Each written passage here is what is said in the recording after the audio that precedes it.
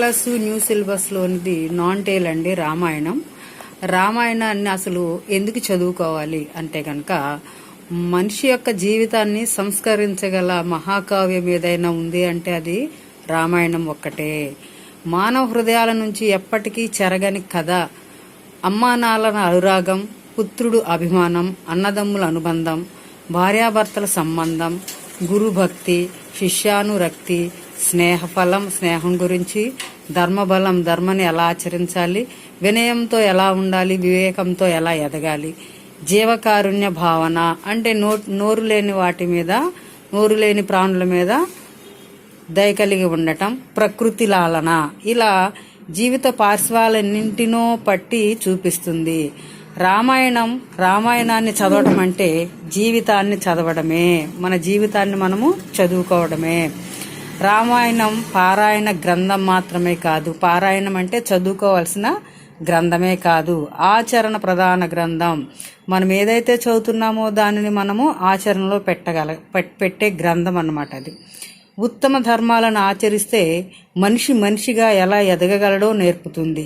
చిన్న చిన్న పాత్రల ద్వారా సమున్నత సందేశాన్ని అందిస్తుంది ఇది.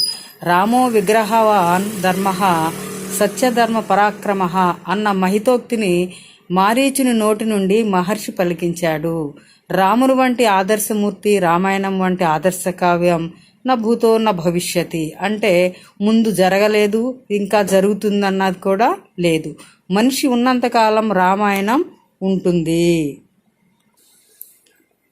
ప్రపంచ సాహిత్యంలోనే ఆది కావ్యం రామాయణం. ఆది కావ్యం అంటే మొట్టమొదటి కావ్యము.